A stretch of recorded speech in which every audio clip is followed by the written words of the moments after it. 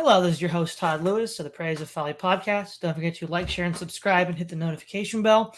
Don't forget to swing by my locals, subscribe to me there. That way you can get direct email notifications. Sometimes subscribing to YouTube doesn't always give you the notifications you want.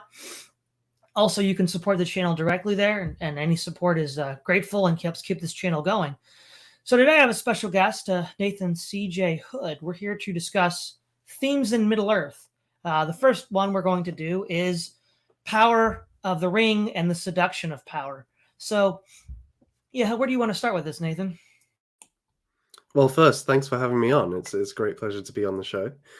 And I think maybe the first place to start is what are the ways in which the ring tempts us, or tempts characters within this story? Because because certainly from the outside, it doesn't look like a powerful object. It doesn't seem like something which ought to have the effect it does on the story. It's not something which kind of conquers a castle or something like that.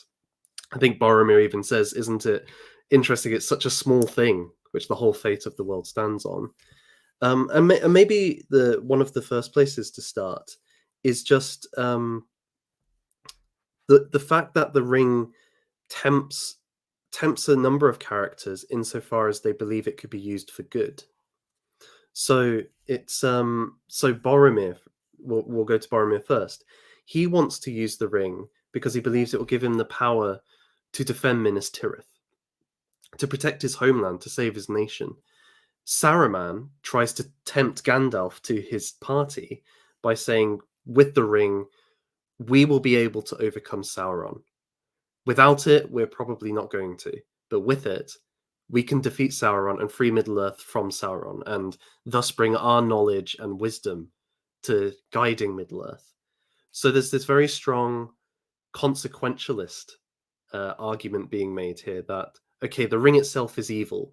It's filled with Sauron's malice and cruelty and desire to rule all life.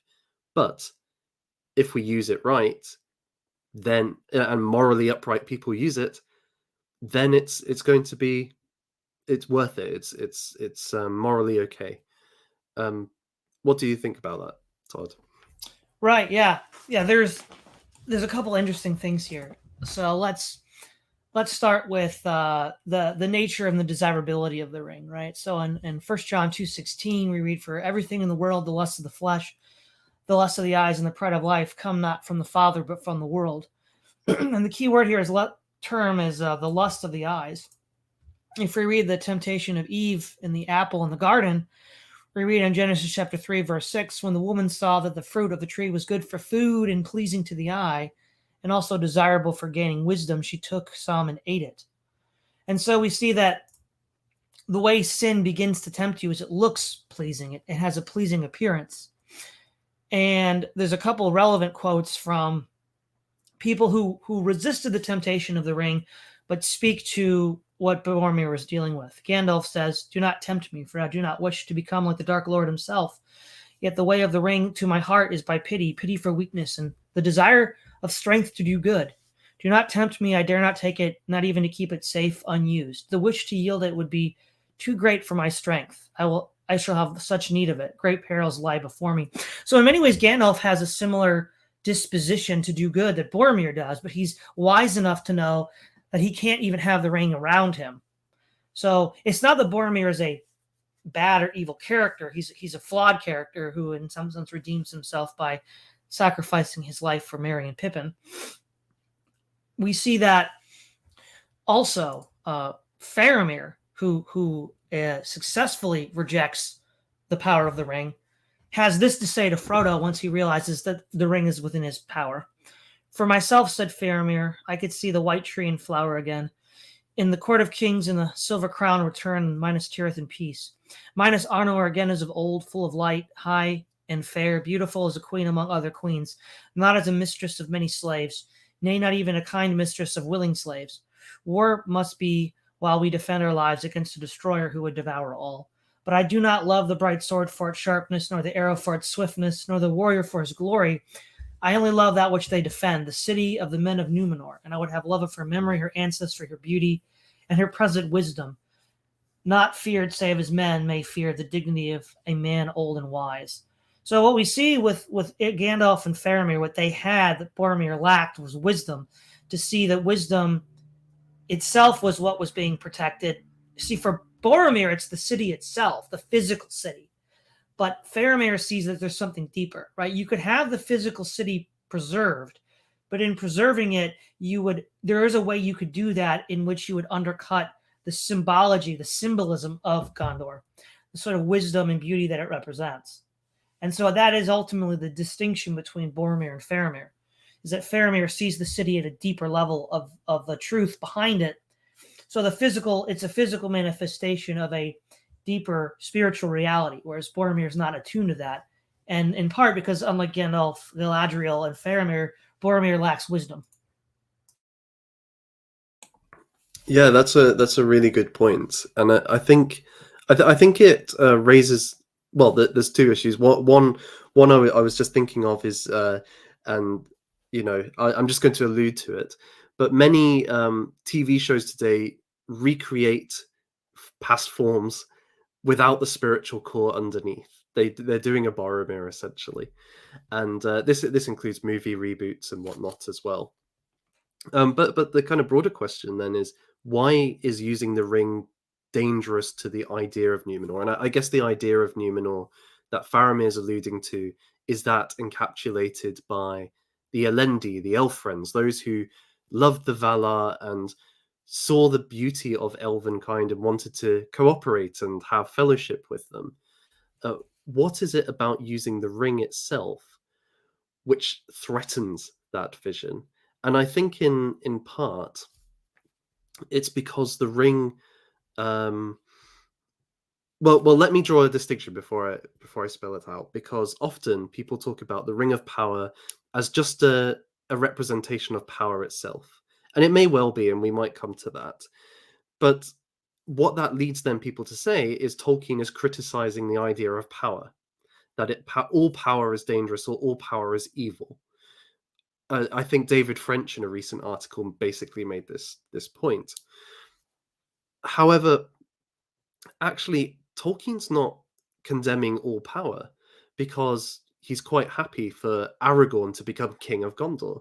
He's quite laudatory of how Elrond runs Rivendell and Galadriel protects Lothlorien. The danger of the ring is that it's in what Sauron pours into it. It's this will to dominate all life. And this is indicated by the fact that Gandalf, in one passage, talks about how Sauron, the reason why we need to destroy the ring is because even if Sauron is defeated by it, a new tyrant will emerge. Somebody else will emerge. And the one thing that Sauron can't conceive of is that we want to have no tyrant. We don't want anybody to dominate all life.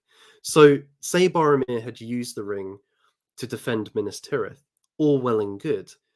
Minas Tirith, the physical structure is saved, but the celebration of the free peoples is gone. Faramir sees this. He thinks that it will make it a city of slaves, or enslaves the rest of Middle-earth through that power. So it's very much tied in with this idea of subjugation that comes with it, that if you use it, you are going to become that being which seeks to subjugate. Right. So one of the things that Tolkien writes, ancillary to the main work, is that one could use the ring and one could theoretically displace Sauron himself. That seems to have been Saruman's intent. But all that does is it trades one Dark Lord for another. You're still playing that game, right?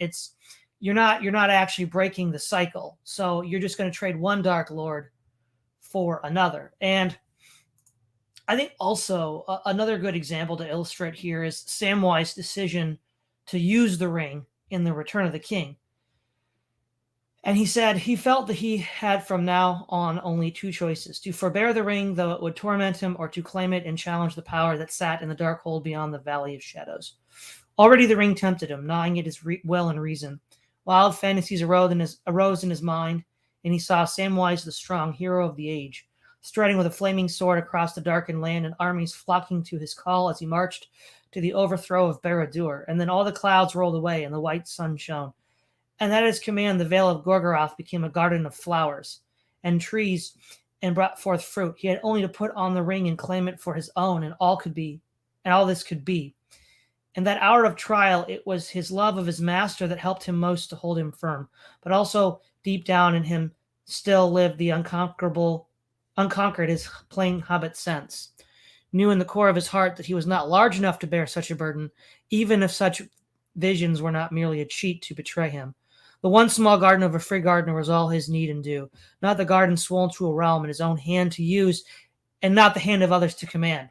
So again, we see here is, again, this idea of controlling others, commanding them, and then contrasting that with using your own hands.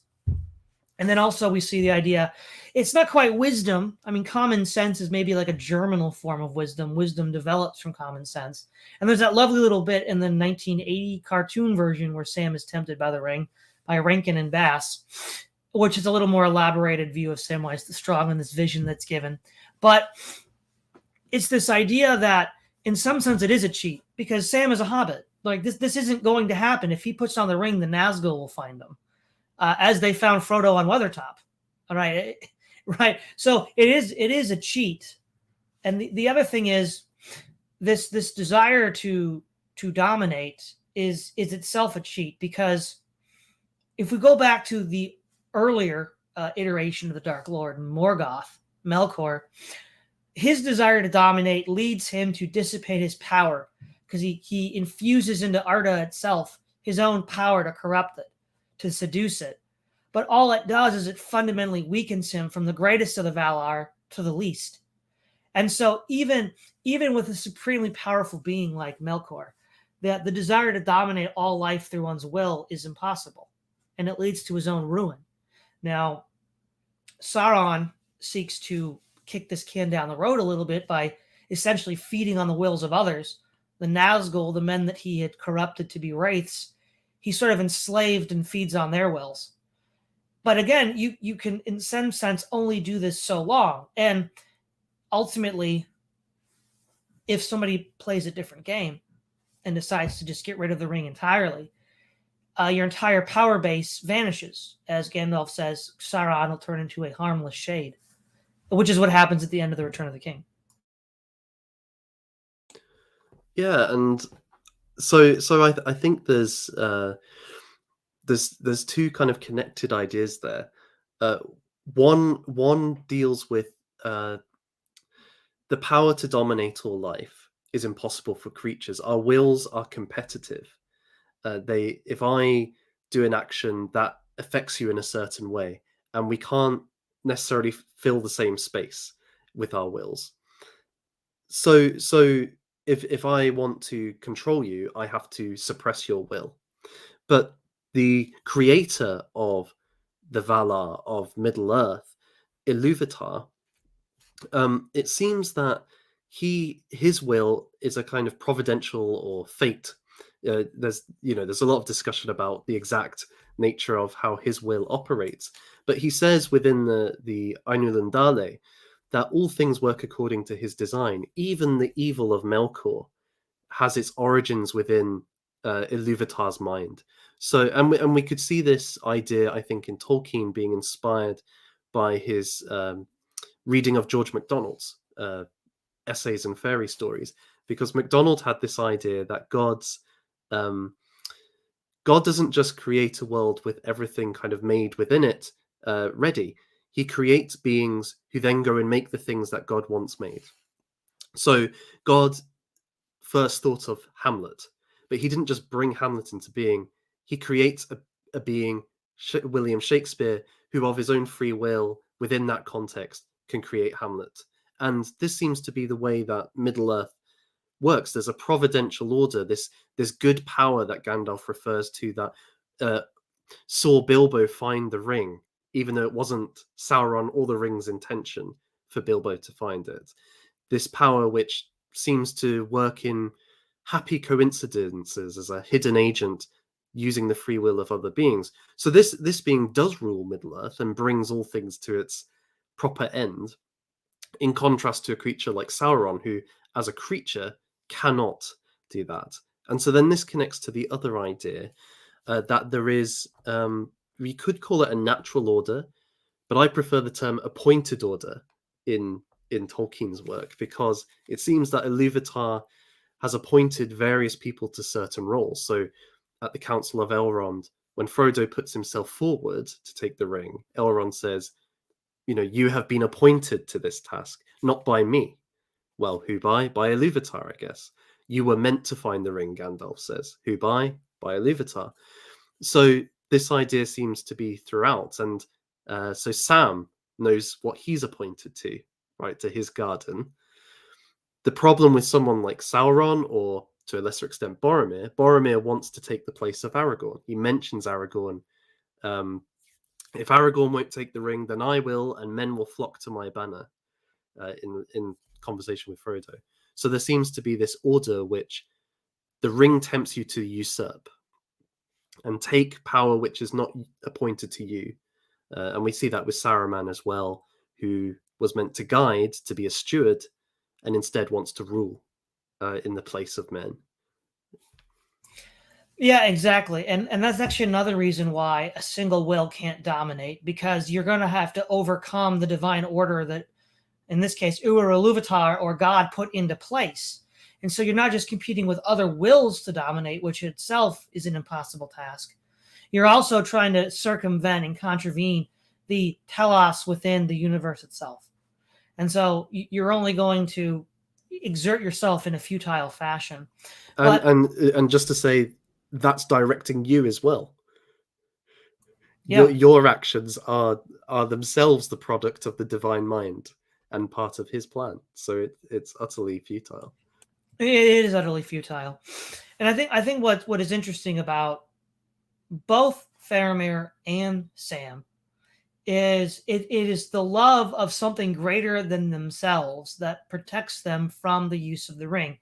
Faramir, being a man of Númenor, has a more abstract and esoteric view of i.e. the formal symbolism of Gondor.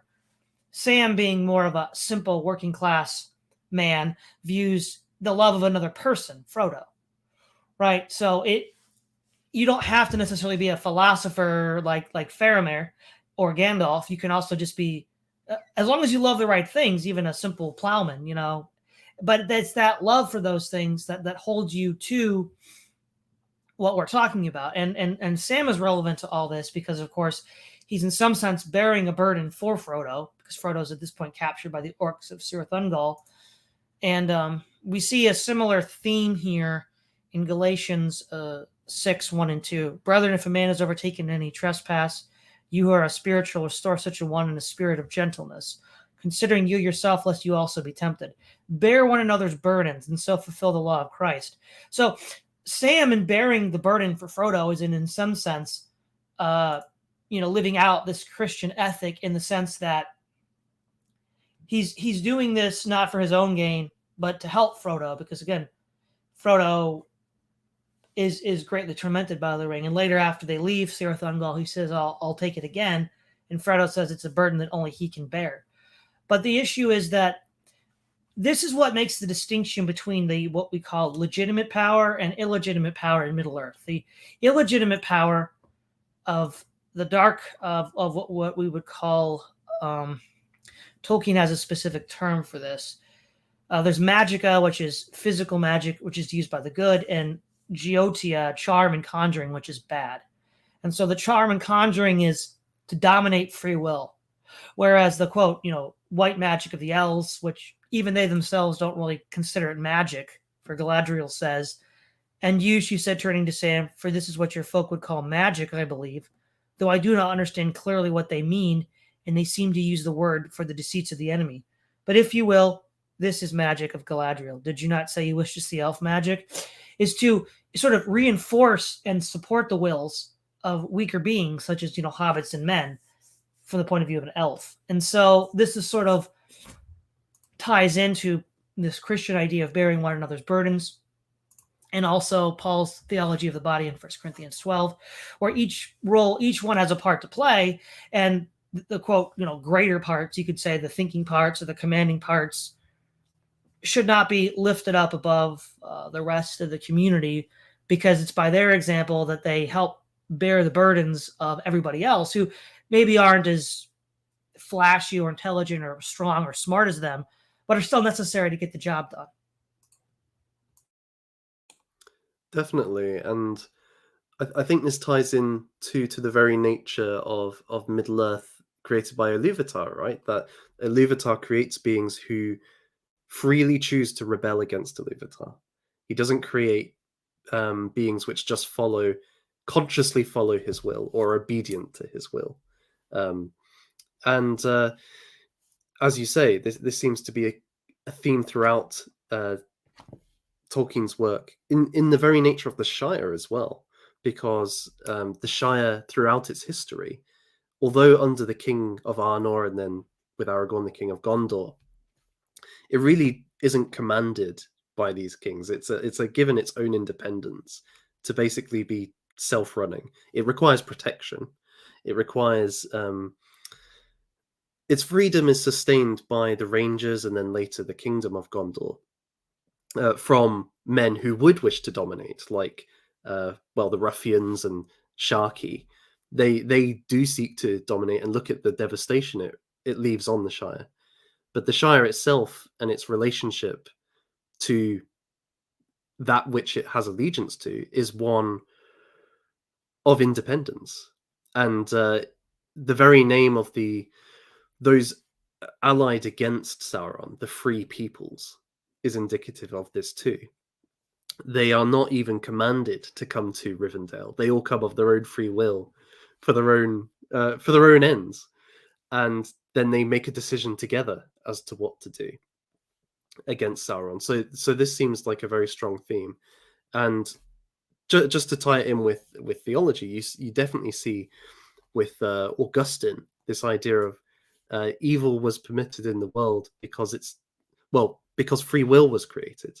God creates free will, so there's always the possibility of evil. So that's why evil entered into the world, because there's this good thing of freedom. So I think he's definitely drawing upon that tradition too. What's also interesting is you mentioned the free choice and the importance of the will. At the when the Fellowship is leaving Rivendell, Elrond says, "The further you go, the less easy will it be to withdraw. Yet no oath or bond is laid on you to go further than you will, for you do not yet know the strength of your hearts, and you cannot foresee which each may meet upon the road." And so what's interesting here is, again, that the importance of free choice. So I think ultimately, if we want to telescope this struggle between Sauron and the Free Peoples to its most abstract level, it's the idea of our wills going to freely choose or volunteer, if you will, because obviously the Fellowship is a volunteer organization, going to volunteer to self-sacrifice for what they know to be good, versus someone who's going to use his will to coerce and bring everybody down in order to dominate them. And of course that domination is in direct opposition to the will of Uru, which gave choice to everyone else within Middle Earth. And this maybe then brings us back to the seductive power of the ring, right? Because in some ways, I was thinking about this the other day. The actual battle in the Lord of the Rings in particular isn't necessarily an external one. It's primarily internal most of the time. The Ringwraith's main weapon in the books is the sense of terror and dread that they arouse in you just by their presence, and then by their screeching and so on. When it comes to a character like Gandalf the White, his main power isn't necessarily his sword fighting or his magical abilities. It's the courage he instills within people. And so there's this constant and really interesting aspect to Tolkien's work where he will actually note the emotional responses people have to certain beings, and this constant wrestling between the emotional experience of darkness and the courage and hope that light brings then comes into sharp focus with the ring, which, as we know with characters like Frodo, the intensive battle to try and resist the seductive power of the ring is really the fate of Middle Earth. So, and this is why, as readers, I think it's one of the aspects that it's so relatable, is that okay, none of us are going to go off and destroy a ring of power, or be taking on like the Dark Lord of the world today. Or maybe somebody in the audience might, but not many of us.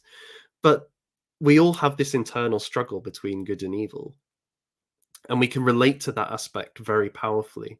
The Lord of the Rings kind of gives us a narrative to experience that in, or almost educate us in that experiences. So then when we see it in our own lives, we're like, okay, that was like that in the Lord of the Rings. That's like confronting the ring wraiths, but I know that's coming from an evil source.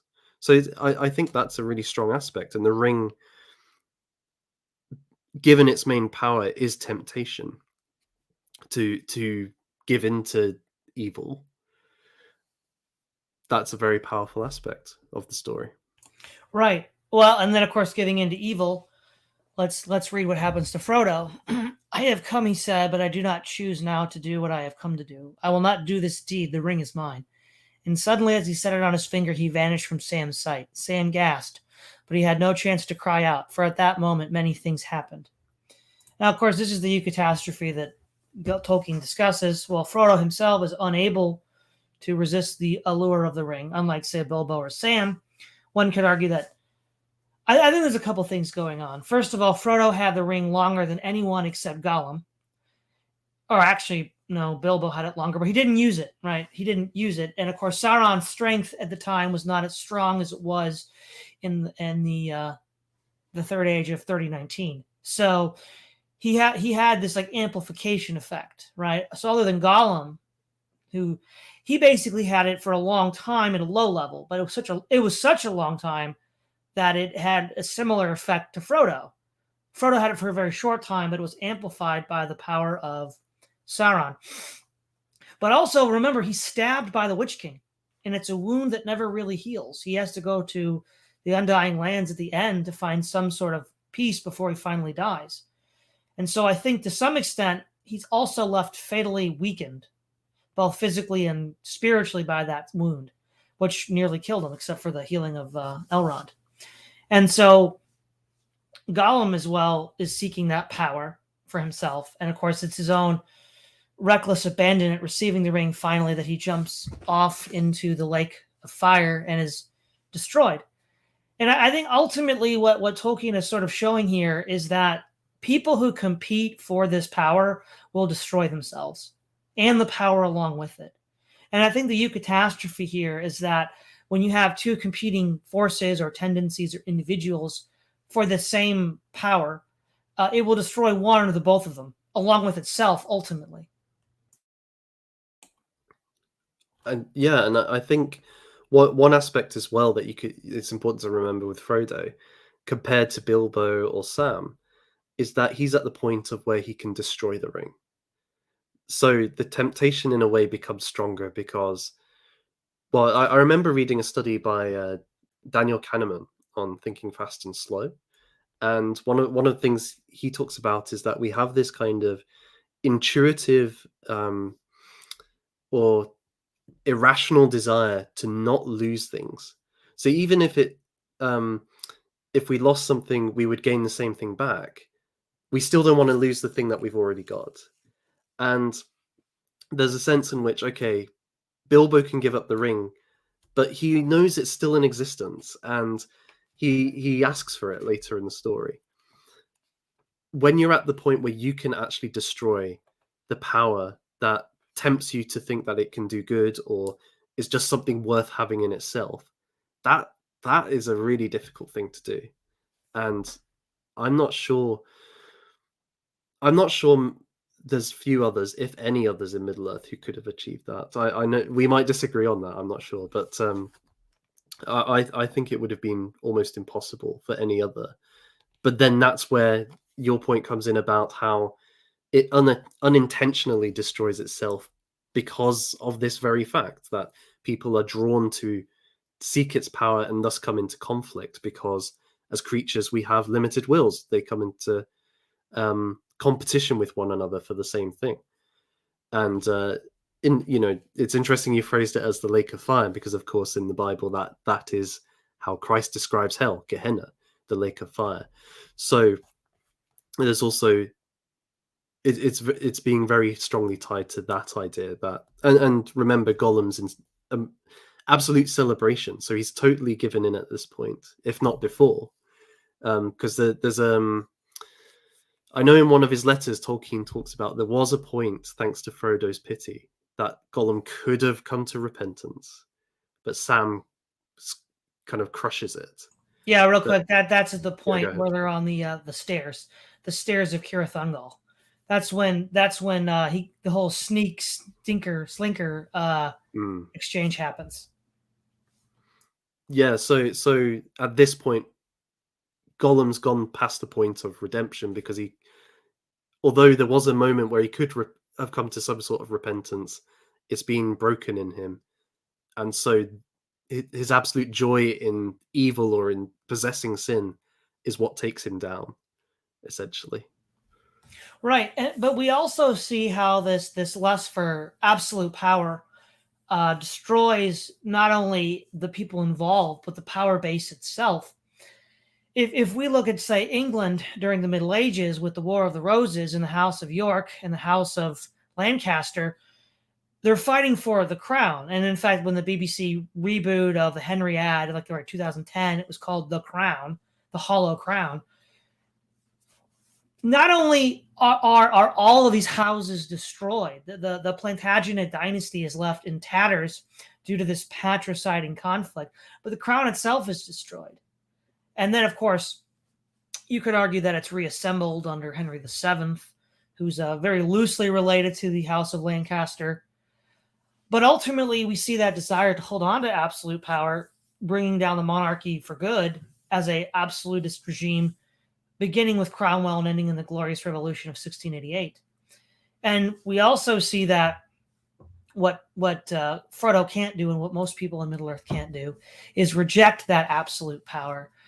But Christ does. He's tempted by Satan in the desert, and the third temptation is the absolute power of all living things through dominion, through domination, due to if Christ would only worship Satan.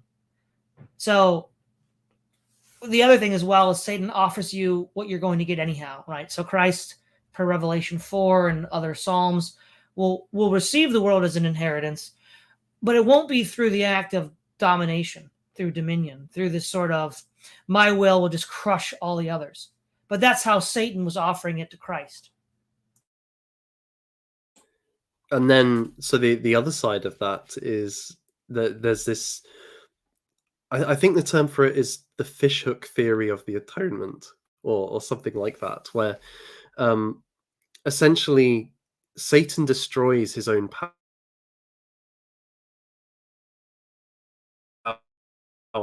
by leading to his crucifixion. He kind of gets that in motion with Judas, and he thinks this will be the great victory over God. He's going to kill God. Well, actually, it leads to the atonement for sin and the resurrection, so the conquest of death itself. So I think so that is another way that Tolkien, that's another part of the devil Christ dynamic that Tolkien's drawing on here. Right, yes. And again, I think if we look at, say, Aragorn, as you mentioned, who is the sort of like legitimate authority, the return of the king, the one who has the right to rule in not only, and it's the issue of right as well, because he tells Gandalf that the Palantir is mine by rights. If anybody has a right to use it, I do. And that's how he, of course, draws Sauron's eye away from Frodo and Sam by looking into the Palantir to deceive Sauron into thinking that he has the ring and is going to use it. And I guess in a similar hook, the baited hook deception, he then marches to the Black Gates, leading Sauron to believe that he has the ring when he doesn't, which causes him to empty the Vale of Gorgoroth, which allows Frodo and Sam to sneak by and finally destroy the ring, which at that time, I think the book says, had 10,000 orcs patrolling it. So the idea was, again, there's this like baited hook as well there, but Aragorn has the right to use the power of the Palantir and to be king of Gondor. But with that right, he also tempers it with his concern for those who are weaker and his ability to help them. So he helps the hobbits in the Fellowship of the Ring get through the wilderness of the northern lands to Rivendell. He also says, parenthetically, about Barlam and Butterbur, silly, stupid people in Bree don't know what nightmares, we Rangers kept at bay. But, we would still do it for what even Bree represents, not just the Shire. And so it's this sort of like selfless authority as well as right that is important here. It's a very paternal understanding of the kind of political dynamics, because we're often told, oh, if you're supporting the poor and the weak and so on, you must be a leftist or a communist of some kind. But really what that's about is overturning the hierarchy and placing the lowers in higher positions, or at least or creating some kind of equality, bringing down the hierarchy maybe. Whereas that isn't the case with a character like Aragorn. He's not seeking to overturn the entire system. He's not seeking to make hobbits into kings. Rather, he sees his role as a king as that which requires the protecting and caring for those under his rule, his subjects. And this is a clear distinction from him and a character who wants to dominate, like Sauron. You could see this as the kind of aristocratic paternalism within Tolkien. And you can also see this with the relationship between Frodo and Sam. Oftentimes you see online people talk about them being like best friends, or even more egregiously lovers of various kinds. But this totally gets wrong the relationship dynamic. Whereas most characters will call Frodo by his name, Sam constantly calls him master. He sees him in that relationship. It's a kind of feudal bond that they have between each other, where you're so devoted to the service of your master, and your master is so devoted to looking after you and providing for you. And he literally provides for Sam by employing him. That this relationship, it's not one of equality. They have different status. They have different rank. But yeah, I guess there's a friendship there, but it's mediated through a hierarchy, and that's something quite unique. It's this kind of aristocratic paternal dynamic. Right. Yeah, and that is important for Tolkien. I mean, there is this sense of a heavenly, orderly hierarchy. You have Iluvatar at the top, the Valar, the Maiar, and then you have the firstborn of the children of Iluvatar, the elves, the secondborn men, and then the creatures of Alloway, the dwarves, and then the hobbits are never really clearly defined, but they seem to be somehow cousins of the secondborn of Iluvatar, somehow offshoots of men. Again, it's not clearly stated, but yeah, in this regard, Tolkien is a classic conservative. The idea is it's about rightly ordering things, whether it's Confucius and the Analects or Aslan and the Lion, the Witch, and the Wardrobe. It's calling things by their right names. Calling things by their right names puts them in their proper place. And only when things are in their proper place do we have harmony. And so that's sort of what. So yeah, the elves and then the men of Numenor use their power and strength to bring to enforce the harmony that Uru-Iluvatar imposed on Middle Earth, whereas Sauron is seeking to overthrow that with chaos and discord. We see this very clearly with the first song at the beginning of the Silmarillion, where there's the first song of the Einar, and then Morgoth creates his own song, which eventually is overwhelmed by Uru, and then he just compels him to stop. He says, "Done, stop. You can't sing anymore." And that's where we see this idea of harmony versus discord. Well, and so Morgoth's song is a very shrill and just a couple of notes on a trumpet essentially blasted out, try to drown out everything else, reduce everything else to this one very poor melody, whereas Iluvatar's symphony actually takes up notes of Morgoth's and includes it within the divine plan. It's interesting that you drew it to that episode, because I was thinking of Pythagoras when you were talking about harmony and order, insofar as Pythagoras and his ideas get taken up by people like Boethius. This idea that there is an implicit order to the universe, and it can be measured using mathematical proportion. And motion also has this. But these mathematical proportions and these motions can also be represented sonically through sound, through music. And so this is where we get the idea of the music of the spheres being the planets, and their motion, which is in perfect order, is in perfect harmony. So this harmony isn't just kind of in the mind, it's not just moral, it's cosmological. And we see this in Middle Earth itself, insofar as when there is disharmony, when somebody tries to usurp the appointed order, well, then nature decays. Mordor is a desolate wasteland. Saruman, who has this beautiful vale in Isengard, cuts it all down and turns it into a factory plain. And then when he moves to the Shire later, he's wantonly cutting down trees and poisoning the rivers. It's very much this. The disharmony manifests in the ugliness and destruction of the natural world. Yeah, and that's a nice segue into Tolkien's criticism of technology and industrialism.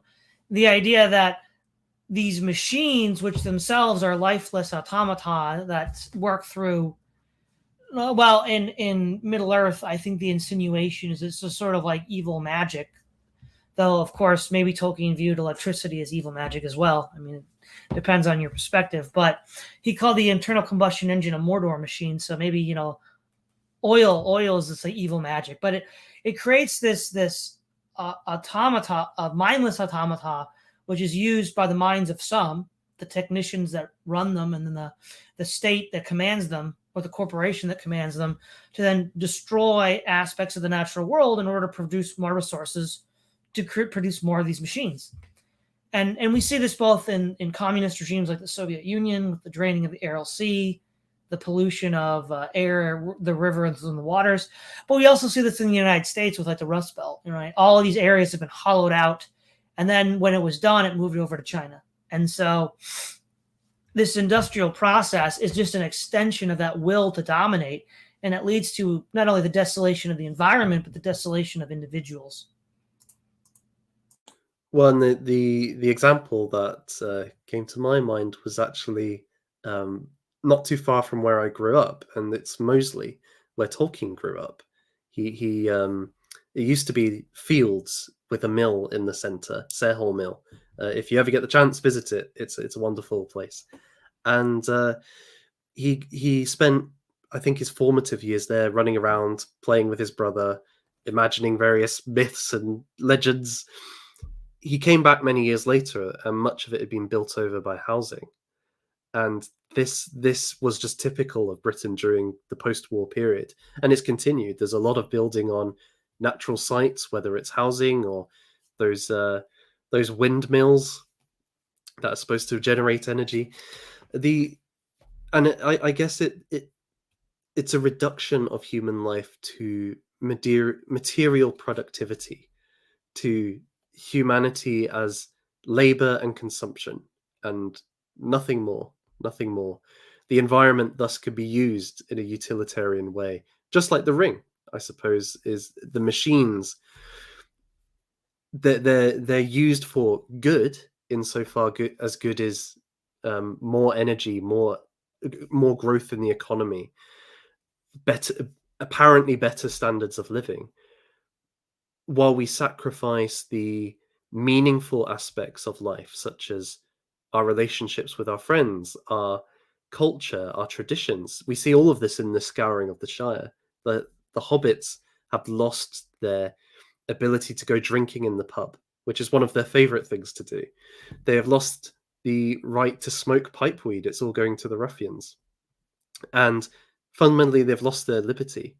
And I couldn't help but thinking of Ted Kaczynski, when you were mentioning that Tolkien hated the combustion engine, because I mean, there's a lot that I'm not sure about with Kaczynski, but he certainly saw that technology as part of this current system, the system of mass and scale, becomes a way of controlling people and robbing them of the agency which makes life meaningful.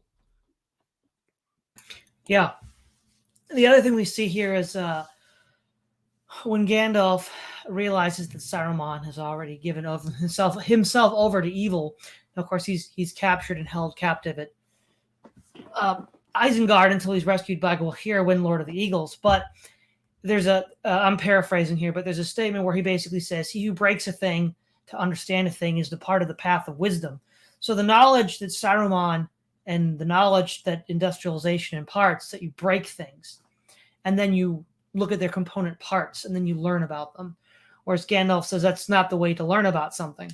But of course, to impose one's will, you have to, of course, break another's will, right? So it's an extension of that domination. The other thing you see here, though, is this way of thinking imposes epistemic limits on the one who thinks and acts this way that entails his own defeat. Gandalf says that it never entered into Sauron's mind in his darkest dreams that we would dare to destroy the ring. Because again, his own entire will and epistemology is based on this scientific destruction of things, destroying wills, destroying physical objects, and then reassembling them as caricatures, which is, of course, what Morgoth did in the first age. So what it does is it creates this epistemic limit. So they can't even, they're so far in, they can't conceive of another way. And if you can stay out of that, then you can basically do this Hail Mary judo throw where you totally blindside them. And so when I first read The Lord of the Rings around 2001, I thought, it's a little iffy. I mean, would Sauron really not see this as a possibility? Surely someone as wise and powerful as Sauron would have conceived of other possibilities. But looking at the last 10 years and how people have looked at how the West has been declining, constantly giving unending commentary of like, oh, this is terrible, blah, blah, blah. But they never seem to be able to think outside of a certain narrow range of parameters of modern liberal capital industrial civilization. And it's like, wow. So, I mean, if everybody's doing this, and obviously it's not that hard to imagine an alternative, but nobody seems to be able to. And I think it's in part because they're under this kind of spell, the spell of either they are themselves captive wills or are the active wills trying to break and dominate others. And so ultimately it's Sauron's epistemic limitations that bring him down. That's an absolutely great point. In part because I was thinking at first, oh, this is what the left do, right? They deconstruct.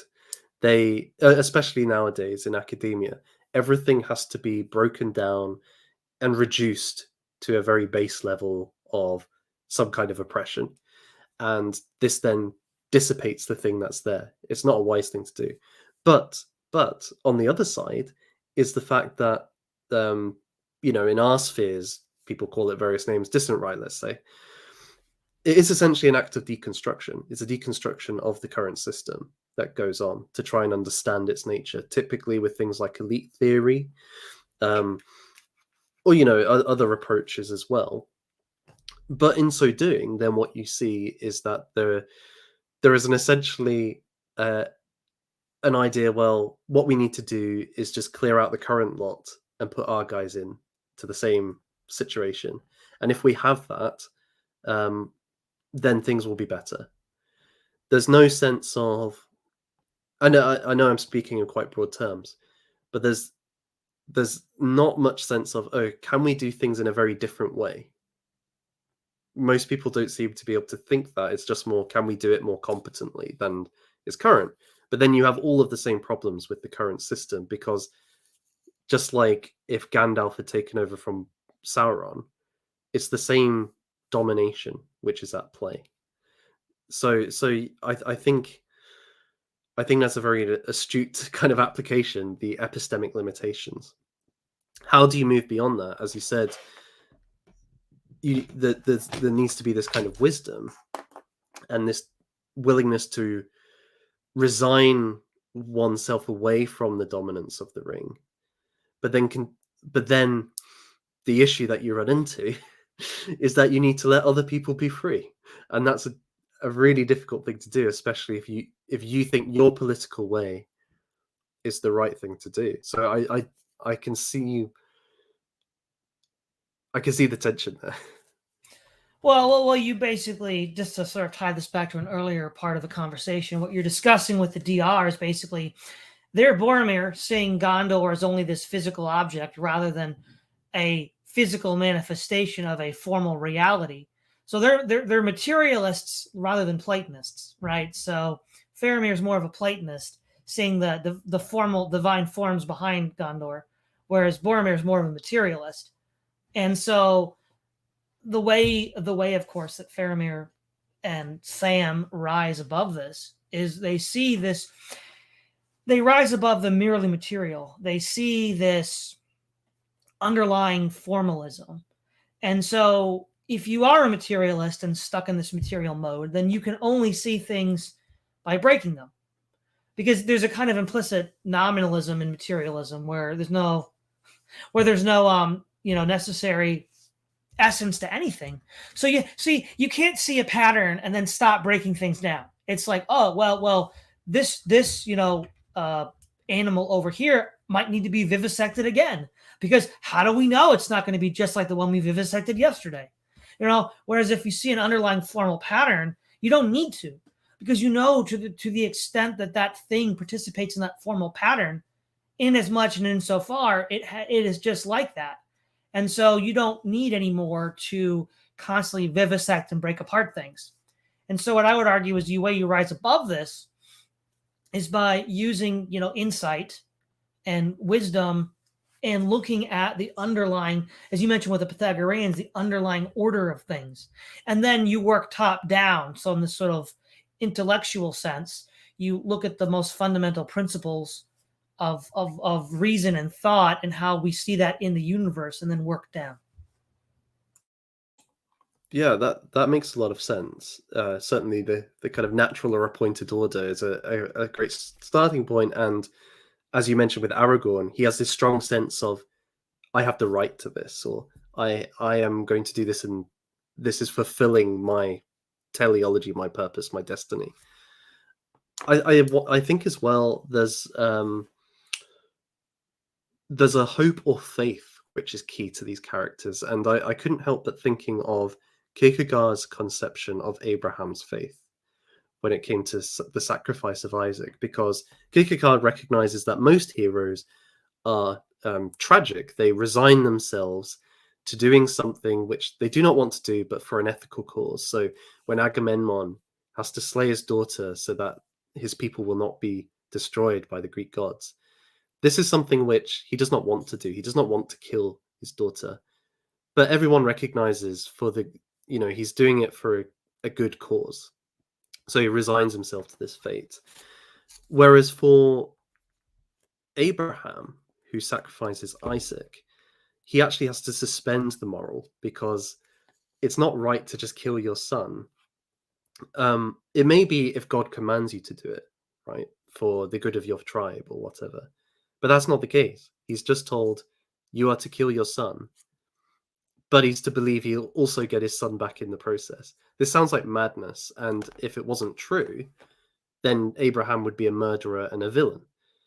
There's a sense, I think, in the Lord of the Rings, in which a character like Faramir, who says in that beautiful passage that you read earlier, that even if Minas Tirith was burning, he would not take the ring. That he is resigned to allowing the thing that he loves, Minas Tirith, to fall. But he still believes this is the right way, because the destruction of the ring is that which will bring about the good, even though it seems madness, even though it seems impossible. The same could be said of Frodo and his relationship to the Shire, or Sam and his love for Frodo. In a way, if he took the ring at Cirith Ungol, you might say, oh, well, at least you could see his rationale, because he could save Frodo by taking the ring and taking over Mordor. But he resigns himself to the fact that he shouldn't use it. And he has faith and hope that actually he will find deliverance through this act of resignation. So that's the other side. And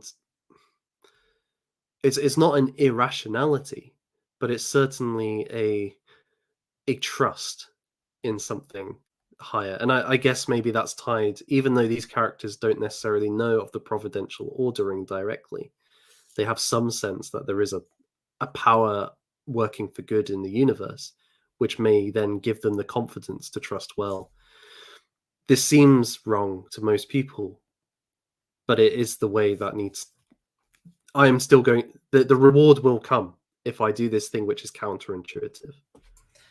Right, and you use the term "the way," which I'll jump off that. We have the idea from Taoist philosophy of the Tao, which is the way, and Lao Tzu says that the soft overcomes the hard, and we see this in nature with water and vines and roots overcoming cement and stone. We see this with a woman overcoming a man. We see this with music overcoming the savage beast. And we see this sort of like, it's a kind of contradictory statement, at least on the surface. It's like when Christ says, if you give your life for me, then you'll live. Well, how can you die and still live? Well, how does the soft overcome the hard? It's that same principle, and it's a principle of natural reason. It's one that you can determine through natural reason alone, but having faith in that with natural reason alone is hard because you need to have spiritual virtues of faith, hope, and charity to fortify that belief. And you also need to have the idea that there is this, okay, you can see a plan and then infer that there must be a designer, which is why the Stoics have the idea of the divine architect. But you don't know much about this architect. I mean, you just know that there must be some sort of being out there who will cause all things to work towards this end. But unless he comes into, time and space, give us his teachings, it's going to be much, much harder to take that on a leap of faith. The other way we can see this sort of contradictory aspect manifested is in Baudrillard's Simulacrum and Simulation, where he says that once you reach the simulacrum of the image idol, that leads to the effervescence of God and the epiphany of power. So God sort of disappears into this gas once you have him plastered over with the image idol. Whereas if you have, like, say, the temple that was taken by Pompey the Great, he walks in there and there's nothing. So in the visible nothing, God is present. But in the idol icon of the simulacrum, God, it becomes gas. So what we see here is this, it's almost like it's not really nothing. See, there's the spiritual substantial thing that the physical papers over, which is, I think, in part what Baudrillard is getting at with the image that replicates itself. And so by sort of just going straight to the source, and the source doesn't necessarily, well, the source itself doesn't have a physical manifestation. God says, Moses, no eye has seen me. So there's no physical manifestation of it, but in the small, quiet voice that Isaiah hears, and in the absence of anything in the temple, in some sense, well, okay, at the time of Pompey the Great, God had left the temple, but the temple, when it was still indwelt with the Shekinah glory prior to Ezekiel, there's nothing, you can walk in there and it's there, and God's there, but he's not there in a thing. And you have that reflected in Numenorian religion, in that they don't actually have kind of priests or a kind of beautiful temple at first. They just have this sacred space on the mountain with which is just dedicated to Iluvatar, that the king will go to and honor Iluvatar every year. It's only when Sauron comes to Numenor and they start worshipping Morgoth as the way to immortality that they build this beautiful temple with gold and such like. And the image in the temple, I suppose, is Sauron sacrificing men to Morgoth. This is kind of the image of Morgoth that he's presenting to them. So I definitely see that idea coming through there in Numenor. Yeah. Right. Now, of course, you could argue, and I think Tolkien has argued elsewhere, that the people of Middle-earth are sort of like pre-Jewish, pre-Christian. So in that case, you could say they're at the risk of being anachronistic. They're Taoists. They see this underlying, seemingly contradictory reason, the order that governs the world, but they live according to it. So by destroying the power of the ring, you live. Boromir says that's crazy. Boromir's common sense. Boromir says, no. We have to use this to win. And they're like, no, we don't. We have to get rid of it to win. Now, their faith, you could say, I guess, is maybe greater because there's less assurances. There's it's not like they have any revealed text from Uro to Iluvatar saying, oh, if you follow these rituals and these actions, then this is what's going to happen. They're really just sort of looking at this underlying order, from a sort of like contemplative wisdom perspective, and then seeing that and then running with it. So it's at the level of like maybe an enlightened pagan. They're basically enlightened pagans in Lord of the Rings. The one maybe place that you do have some kind of mediated revelation is in the character of Gandalf, because of course he was a Maya. He was at the Ainu Lindale. He knows the mind, or part of the mind, of Iluvatar, and has at least some acquaintance with Iluvatar that no other being apart from Saruman and Sauron and Radagast. I should include Radagast, but that he is the voice of moral guidance through the story, and particularly the moment that I'm thinking of is when he has that brilliant conversation with Frodo about why Bilbo didn't kill Gollum, and that actually there's benefit in mercy or pity, because who first, who are you to kill? What right do you have to kill? And then second, who knows what purpose this other character, this villain, might have, as we've been talking about.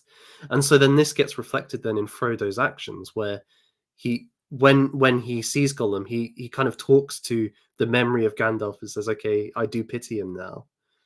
And it's this mercy which, in the long term, although Frodo essentially fails at Mount Doom, it was his prior mercy which allowed for the success of the quest, because Gollum's there to take the ring and fall in.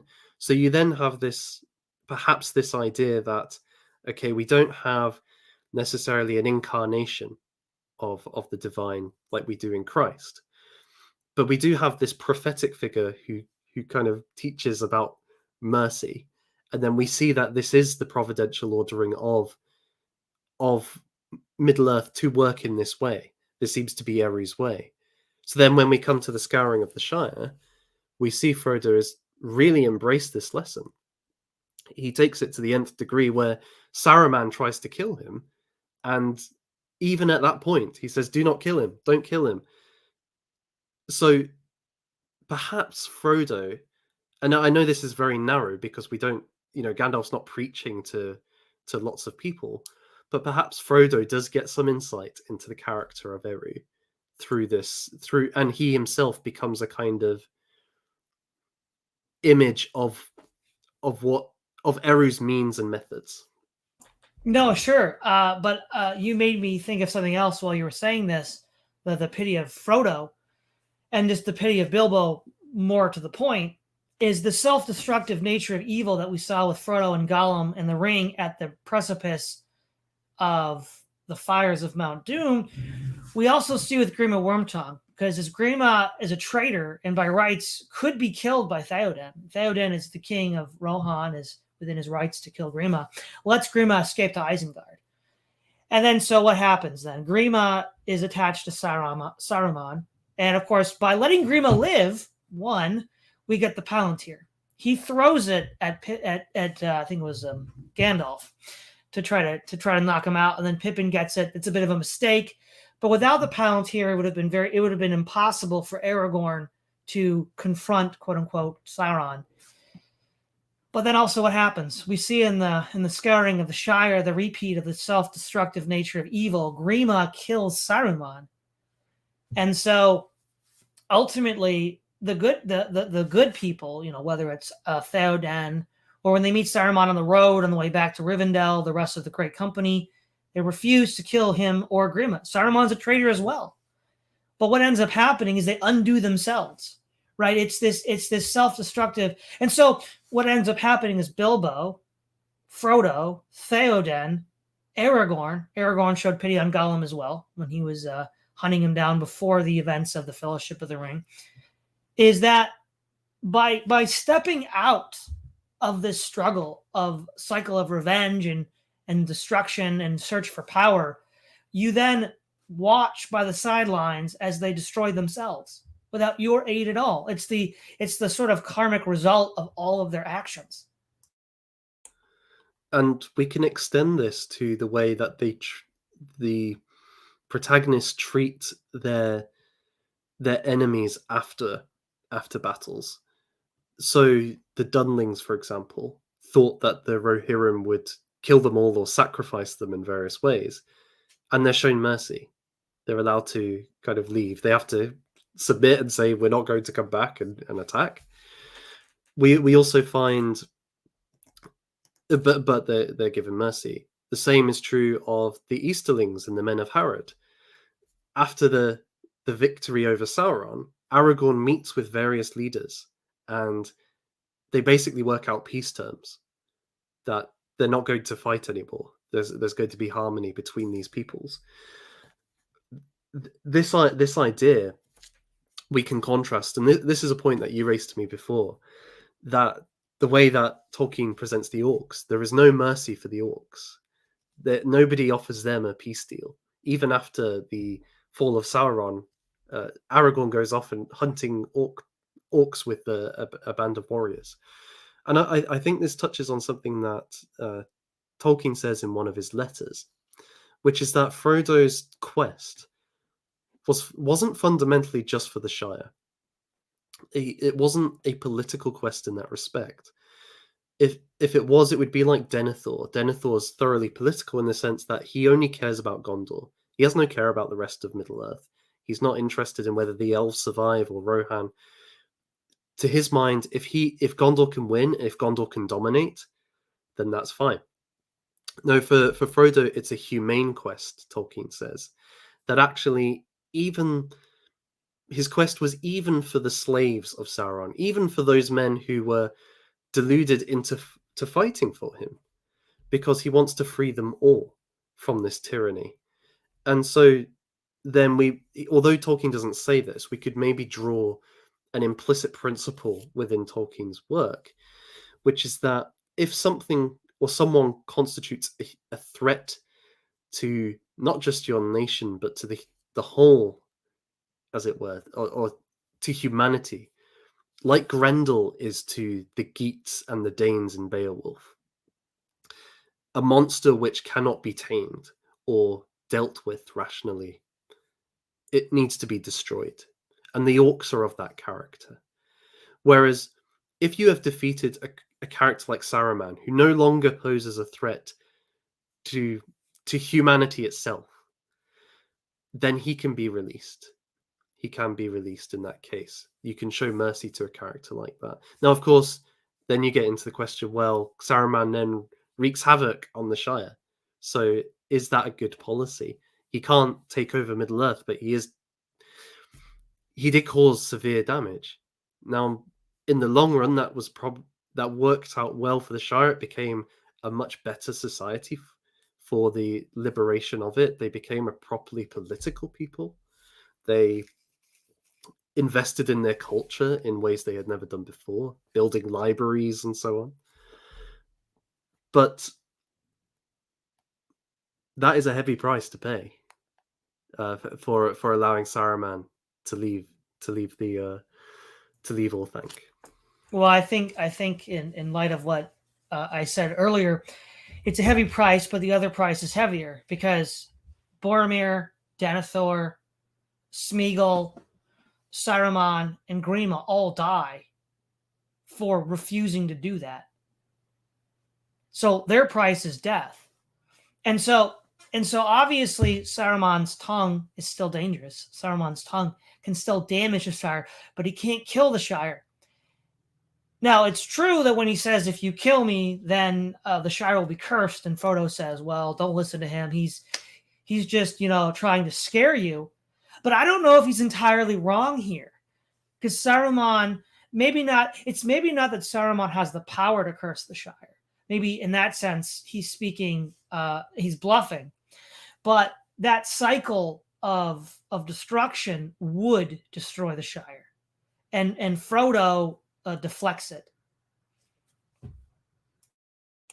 Yeah, that's a very good point. That he saves the Shire in that sense through his mercy. So again, we come around to this idea that it's through mercy and through what's seen as a weak way that actually the victory is achieved. And this reminded me of the Apostle Paul talking about how it's through our weakness that the Lord is victorious.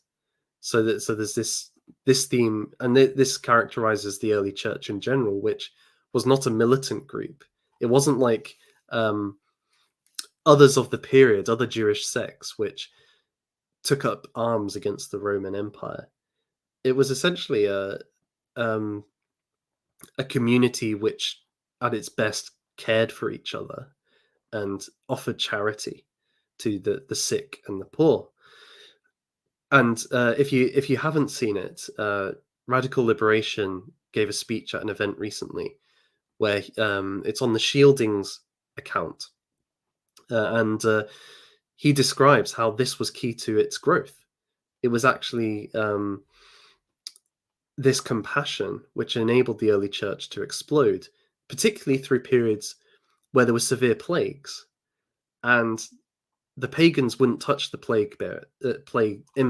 people with plague because they thought they were going to die, and so they didn't want that to spread. Whereas the Christians, out of love for their fellow community members, shared their lives with them, cared for them, risked their own lives, many dying. But then many people wanted to become Christian because they knew if I get the plague, I've got a community around me now. I've got somebody that will take care of me. So it's this weakness idea, which counterintuitively, just like the water overcoming the rock, enables a much more powerful movement than the military one. It really actually changes things at a fundamental level, not just changing who's the placeholder at any one time. Right. Now, there's a few things that tie this all together. So Proverbs 25:22, by doing good to evil, for so you will heap coals of fire on his head, and the Lord will reward you. Paul echoes that in Romans 12:20. Therefore, if your enemy is hungry, feed him. If he is thirsty, give him a drink, for in so doing you will heap coals of fire on his head. Now, what does Frodo say? The final confrontation with Saruman. The hobbits recoiled, but Frodo said, "Do not believe him. He has lost all power, save that his voice can still daunt you and deceive you, if you let it. But I will not have him slain. It is useless to meet revenge with revenge. It will heal nothing. Go, Saruman, by the speediest way." Then, skipping down, Saruman rose to his feet and started at Frodo. There was a strange look in his eyes of mingled wonder, respect, and hatred. "You have grown, halfling," he said. "You have grown very much. You are wise and cruel. You have robbed my revenge of sweetness, and now I must go hence in bitterness and debt to your mercy. I hate it and you." So there we go. We see Frodo implements this principle we find in the scriptures to overcome the hatred of Saruman. And of course, because Saruman is still caught in that cycle, what's the last thing he does before Grima kills him? He kicks him. So he's still in this cycle that we see that destroyed Boromir, Denethor. Now these are ostensibly, good heroic men, but it still destroys them. And then outright villains like Gollum, he's more of an anti-hero, I guess. But then villains like Grima and Saruman. Yeah, I think that's right. I think that's a good way of putting it. I think though, maybe to maybe temper this in some ways, because this sounds like then, okay, well, the characters achieved win through mercy, but essentially that's right, but they still fall for the ring, or Frodo still falls for the ring. And one of the aspects we haven't really touched on with the ring is, okay, it's this placeholder for power. It's an instrument of power. There's the temptation to just have power itself, and I think Saruman's particularly susceptible to this. in a sort of just the lust for power itself. But then there's also the lust for the ring itself, the ring as an object, a ring as a precious jewel. And I think this is particularly the case with a character like Gollum, who he doesn't have ambitions to rule, or at least we're never told about that. He may have at one time. He may have been a bit like Sam at Cirith Ungol. But it just seems more about him possessing the ring, which is key for him. He hates it. He doesn't, but he also loves it. He loves it with an overweening passion. Overpowering passion. It's almost a madness that possesses. And we see this with Boromir when he confronts Frodo. He does describe how it could help him save Minas Tirith. But then he moves into, before he attacks Frodo, he talks about how it's only unhappy chance that Frodo got the ring. It should be mine. Give it to me. He just wants the ring for its own sake. We could maybe make a comparison with Thorin Oakenshield and his love of the Arkenstone. It becomes this all-possessing jealousy, and he spurns Bilbo's friendship because Bilbo gives up the Arkenstone to bring about reconciliation and peace. Perhaps we could also compare with Fëanor and the Silmarils, that he creates these beautiful jewels, the last remnants of the light, and rather than giving them over to the Valar so that the light can be kind of reborn or replanted, he wants to keep it for himself, and he'll kill anyone who gets in the way. And then this essentially leads to the events of the rest of the Silmarillion, where his sons and their kind of forces are bound to destroy anyone who has these Silmarils.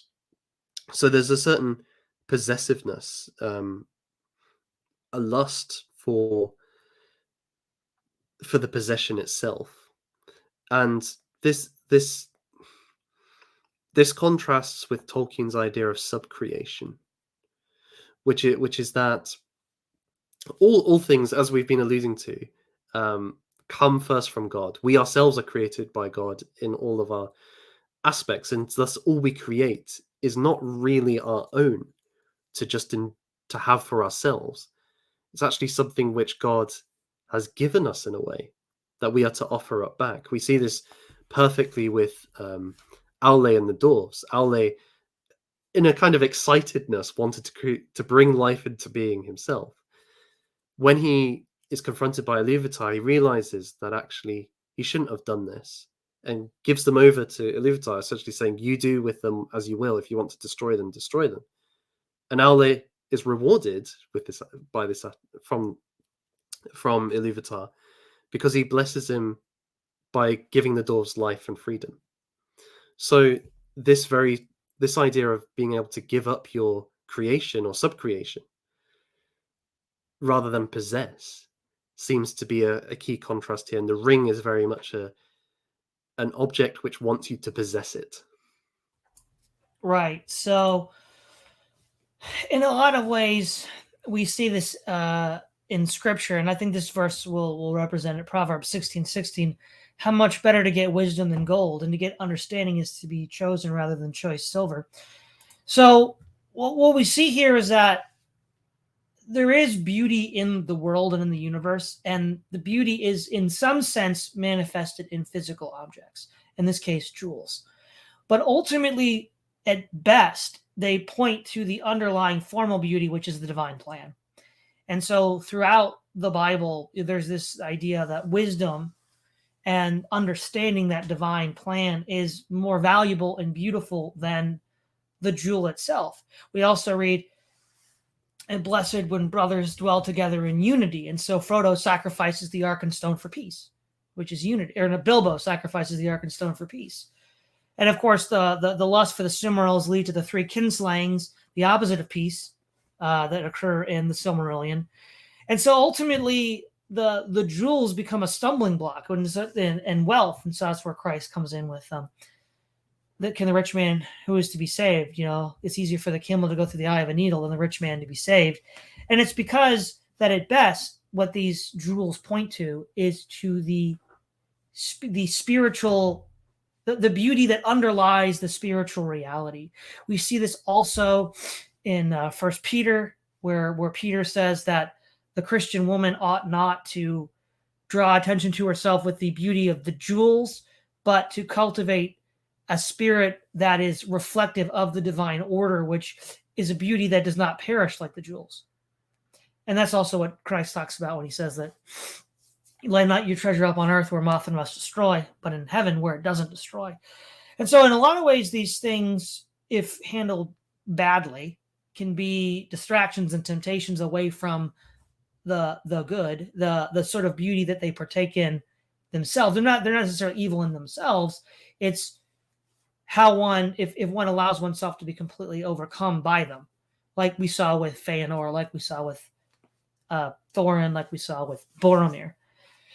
And the issue then is, seeing the formal underlying beauty of God's divine plan is ultimately key. Now, again, then you might say, well, isn't that just kind of elitist? Doesn't that just privilege philosophers and theologians? Well, there's one caveat, right? First of all, there are physical manifestations that people can lawfully look to. One is Christ himself. Christ came as a man, and he is the image of the invisible God, as he says. So you can see it in Christ, but also the saints, right? If you see Christ, you can see Christ in the saints. And so Paul says, imitate me as I imitate Christ. So not everybody's a Paul, but even a Sam Gamgee can imitate Paul. Even, a simple person can do that. So there is a physical representation that can bring you to the divine. But here's the thing. This is something, it's either one of two things. It's either made of God, like Christ, or made through subcreation, a person who is born of the procreation of a man and a woman. But insofar as the Son of God or the saints reflect God the Father, then that is the appropriate physical grounding or center, unlike, say, jewels and images. Very much so, very much so. And you could extend this then, this neatly ties into what we've been talking about, that essentially domination of other people is to treat them as your possessions rather than as gifts, or to seek to control them as you would jewels in many ways. The other connection, because I think you're right about objects in general, and certainly the Silmarils, which weren't created as evil things, can be used for good or for evil. We see with Beren and Luthien, and then later Eärendil, that the Silmarils, because they don't have a possessiveness of them, they're not clinging to the Silmarils. Rather, they're quite willing to give them up. Beren essentially wins the Silmaril to win Luthien, and Luthien is, due to her heritage, descended from a Valar, but a Maiar, sorry, but also her song, which is so beautiful. It's supposed to be reminiscent of the song of the Valar, the music of the Ainur. He's pointed towards the divine in a way that Thingol, who wants this Silmaril, is centered on the jewel, which is ironic given Thingol is should be closer to the divine than Beren in many ways. But the ring is in some ways not like that, because it was an object created by Sauron for the distinct purpose of domination, and indeed its character is one of domination. This is why in part it needs to be destroyed, because it cannot be used for good. And perhaps a comparison here is with Andvari's ring in Norse mythology, which is taken by Loki, and Andvari curses it. You then find that there's this story where Loki, Thor, and Odin accidentally kill one of the sons of Hreidmar, Otter. He was in the form of an otter, and they mistook him for an otter and killed him. So he demands kind of a blood payment, and Hreidmar asks for the whole of his son Otter's skin to be covered in jewels. And the last jewel that's placed on there is Andvari's ring. Now, as soon as the others leave, the gods leave, Hreidmar is kind of possessed by this ring, and he refuses to give any of the wealth to his other sons. Fafnir then becomes enraged and kills his father. They have a quick combat. He then takes all of the possessions for himself. He refuses to share any of the wealth with the others. And in time, he becomes this great dragon who is guarding his wealth, very much like Smaug. And it is only through Sigurd, the great warrior, who stabs him from underneath, much like Turin stabbing Glaurung, that the ring is taken from Fafnir. But then Sigurd himself becomes this possessed by this ring almost. The other brother wanted to do a deal with him or take it for himself and kill Sigurd.